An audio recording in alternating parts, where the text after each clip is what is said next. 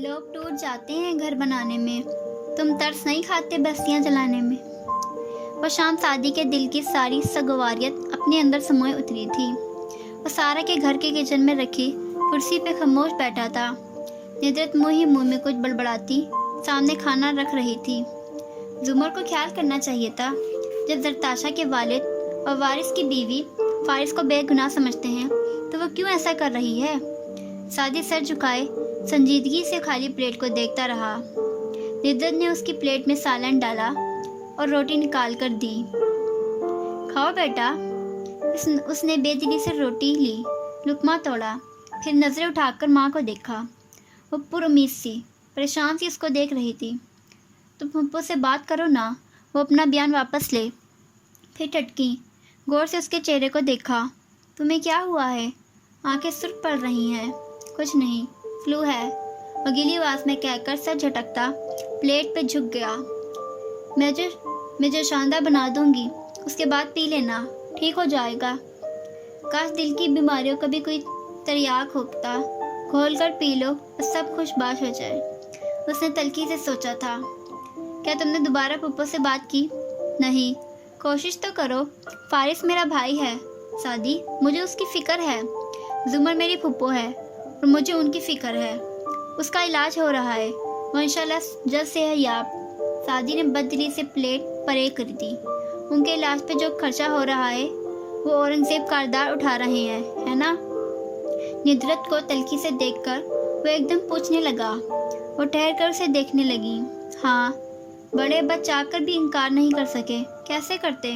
ان کا سب تو زمر کے جہیز اور زیور پہ خرچ ہو گیا، اور وہ پلاٹ پھپھو کے پاس تھا نا، ایک پلاٹ، وہ کہاں گیا؟ شادی کا خرچہ تو بڑے ابا نے مین مارکیٹ میں اپنے نام کی واحد دکان بیچ کر اٹھایا تھا۔ یہ بھی مجھے پتہ نہ چلتا اگر آپ نہ بتاتی۔ ہاں، وہ زعیم بھائی ندرت کے غزن کو بیچی تھی، اس لیے مجھے پتہ چل گیا۔ پلاٹ تو زمر نے پہلے ہی بیچ دیا تھا۔ وہ اب اپنی پلیٹ میں سالن ڈال رہی تھی۔ کسی مقدمے وغیرہ کے لیے اسے رقم کی ضرورت تھی تو بیچ دیا۔ بڑے ابا نے ایک دفعہ میرے پوچھنے پہ بتایا تھا۔ سعدی نے کرب سے آنکھیں بند کی، پھر ایک دم اٹھ کھڑا ہوا۔ ندرت نے روکا کہ کھانا تو کھا لے، مگر وہ لانچ میں آ گیا۔ وہاں بڑے صوفے کے کنارے سارا بیٹھی تھی، پیر اوپر کیے، بھورے رنگ کا دوپٹہ سر پہ لپیٹے۔ وہ ہتھیلی پہ چہرہ جمائے دیوار کو دیکھ رہی تھی۔ یہ شاید اس کے پار۔ اسے آتے دیکھ کر چہرہ سیدھا کیا، اداس سا مسکرائی۔ کیسی ہیں آپ؟ مسکرا بھی نہ سکا، بس سامنے کھڑا ہو گیا، سر جھکائے، بے قصور مجرم۔ بہتر ہوں، تم ٹھیک ہو؟ اس نے اس بات میں سر ہلایا۔ چند لمحے خاموشی سے سرک گئے۔ فارس کیسا ہے؟ اس کے ساتھ یہ سب کیا ہو رہا ہے؟ ان کو ماموں کے قتل کے الزام میں پکڑا گیا ہے، مگر ہم سب جانتے ہیں یہ سب غلط ہے۔ آپ بھی ایسے ہی سمجھتی ہیں نا؟ ذرا دیر کو وہ ڈرا ہوا لگا۔ مجھے نہیں پتا سعدی، تم سب ٹھیک کہتے ہو۔ فارس اور قتل۔ اس نے سر جھٹک کر جھرجھری لی۔ سعدی کی اٹکی سانس بحال ہوئی، پھیکا سا مسکرایا۔ ہم اصلی قاتلوں کو ضرور سزا دلوائیں گے خالہ۔ اور سارا کے چہرے کی عزت بڑھ گئی۔ اس سے کیا ہوگا؟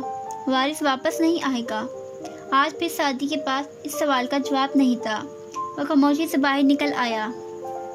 لون میں کیاری کے ساتھ امل بیٹھی گھاس پہ انگلیاں چلاتی کچھ لکھ رہی تھی، نادیدہ الفاظ، انکہی باتیں۔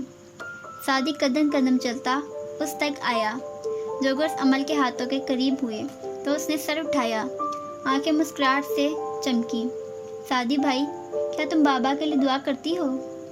ہر دفعہ کی طرح آج پھر پوچھا۔ امل نے جھٹ اس بات میں سر ہلایا۔ روز کرتی ہوں۔ گڈ۔ مسکرا کر پلٹ گیا۔ گراج کی طرف جاتے ہوئے اس کے دل سے بھی دعا نکلی، مغفرت کی، جنت ملنے اور جہنم سے آزادی کی۔ ایک دم وہ رک گیا۔ عمل کو کیا پتا جنت اور جہنم کا، معافی اور بخشش کا۔ وہ الٹے قدموں واپس آیا، اس کے مقابل پنجوں کے بل بیٹھا، آنکھیں سیکٹر کر اس کا چہرہ دیکھا۔ تم کیا دعا کرتی ہو عمل؟ بابا کے لیے؟ وہ جو گھاس پہ پھر سے لکھ رہی تھی، نظریں اٹھا کر سادگی سے اسے دیکھنے لگی۔ یہی کہ بابا واپس آ جائیں؟ رک کر پوچھا۔ وہ واپس آ جائیں گے نا سعدی بھائی؟ सादी शर्मसार उसे देखे गया। हेयर बैंड में जकड़े बालों वाली अमल उम्मीद से उसे देख रही थी। उसने खुद को कहते सुना, वो कभी भी वापस नहीं आएंगे। तुम दुआ क्या करो कि वो जहाँ रहें खुश रहें। अमल चंद लम्हों के लिए बिल्कुल खामोश हो गई, फिर चेहरा राजदारी से करीब किया। अगर मैं बाबा की कब्र खोदूं तो क्या वो नीचे होंगे? हिचकिचाते हुए बोली। हाँ, मगर उनकी जो रूह थी वो ऊपर चली गई है आसमानों में, मगर वो कब्र में भी हैं। वो सोच सोच कर अल्फाज चुन रहा था। अमल के आईब्रो अजनबी से इकट्ठे हुए। बाबा 2 हो गए हैं? उसने 2 उंगलियों की वी बनाकर हैरत से पूछा। सादा सवाल के पेचीदा जवाब। वो उठ खड़ा हुआ, दुआ की, फिर से तकीद की और गिराज की जानिब बढ़ गया। एक कत्ल कितने खानदान तबाह कर देता है, कितनी जिंदगियां उजाड़ देता है। एक कत्ल सब बदल देता है। हम भी किन जंगलों में बसते हैं, बंद जिनमें तमाम रस्ते हैं। हॉस्पिटल में वही बासी फूलों की महक रची बसी थी। तुमर तकियों के सहारे कदरे टेक लगाकर लेटी थी। बाल कैचर में ऊपर बंधे थे और चेहरे पर संजीदगी छाई थी। खमोश नज़र से कभी सामने व्हील चेयर पर मौजूद अब्बा को देखती और कभी साथ कुर्सी पे आगे को होकर बैठे हाशिम को, जो एक फाइल खोले कह रहा था, ये सिर्फ एक रस्मी कार्रवाई है। आपकी किडनी ट्रांसप्लांट और इसके बाद के भी तमाम मेडिकल बिल्स औरंगजेब कारदार उठाएंगे, और अगर कल को फारिस गाजी बेगुनाह साबित हो जाता है तब भी कोई इस अमल को रिवर्स नहीं कर सकता।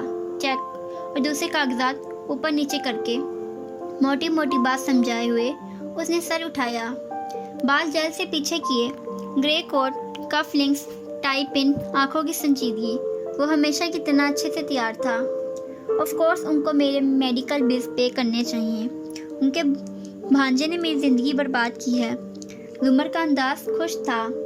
हाशिम ने गहरी सांस लेकर खींचा और जवाब में, आप औरंगजेब कारदार के बारे में किसी किस्म का मुनफी बयान नहीं देंगी। अदालत ने प्रेस में बड़े पसंदीदगी से गर्दन मोड़कर हाशिम को बात करते देखते रहे। श्योर, मगर जुमर ने आंखों की पतलियां सेक्टर कर तीखी नजरों से हाशिम को देखा। क्या इस कागज़ पे ये लिखा है कि ये दावा कारदार साहब इसलिए कर रहे हैं क्योंकि उनके भांजे ने मुझे नुकसान पहुंचाया है? बिल्कुल। उसने उठकर फाइल और पेन जुमर के सामने रखा। वो झट कागज़ उठाकर बारीक बेनी से एक एक शब्द पढ़ने लगी, फिर कलम खोला, दस्तखत किए और वापस उसकी तरफ बढ़ाते हुए उसी सपाट रूखे अंदाज में बोली, मुझे कारदार साहब से कोई गिला नहीं, लेकिन अगर आपने कभी ये माहिदा तोड़ा और मेरा कोई मेडिकल बिल पे ना हुआ तो मैं भी इन तमाम नशिस्तों को रोक दूंगी। Sure madam prosecutor. वो बहुत तहम्मुल से कागज़ वापस फाइल में लगाते हुए बैठा, टांग पर टांग चढ़ाई। बड़े अब्बा ने नापसंदीदगी से उसे देखा। ये मदावे से ज़्यादा खुद को फारिस पर लगे इल्ज़ामात की गर्द से बचाने का माहिदा लग रहा है मुझे। बिल्कुल ऐसा ही है, काफ़ी रखाई से कहते हुए उसने ब्रीफ केस उठाया, खोला, कागज़ उसमें डाले। बड़े अब्बा ने करवाट से रुख फेर लिया। हाशिम को वैसे भी नहीं देख रहा था। मैं चलता हूँ। ब्रीफ केस बंद करके वो उठा। एक रस्मी मुस्कुराहट से जुमर को देखकर सर को खम दिया और दरवाजे की तरफ बढ़ गया। उसके जाते ही बड़े अब्बा ने संजीदगी से जुमर को देखा। हमें उनके पैसों की ज़रूरत नहीं थी, मुझे थी। बाकी आपका बैलेंस कितना रह गया है मैं नहीं जानती। वो ज़्यादा कड़वी हो रही थी। अगर मैं माजूर ना हुआ होता तो मैं दावा कबूल ना करता। ये उनका फ़र्ज़ था। उनके भांजे ने जो मेरे साथ किया है उसके बाद उसके ख़ानदान को उससे भी ज़्यादा करना चाहिए। जुमर, वो जैसे थक कर बोले, तुम एक दफ़ा फारिस की बात सुन लो। उसकी जो आखिरी बात सुनी थी वही काफ़ी है मेरे लिए ताउमर। मौजू ख़त्म अब्बा। दोनों हाथ उठाकर गोया हतमी फैसला सुना दिया। वो गर्दन झुकाकर खामोश हो रहे। फिर जब हुनैन आई तो उनकी व्हील चेयर बाहर ले आई। निकलते वक्त उसने गर्दन मोड़कर जुमर को देखा। वो तकियों के सहारे नीम दराज चेहरा मोड़कर खिड़की को देख रही थी। आंखों में सोच थी, पेशानी पे बल थे। एक दफ़ा भी हुनैन को नहीं देखा। वो यासिया से सर झटकती बड़े अब्बा को बाहर ले आई।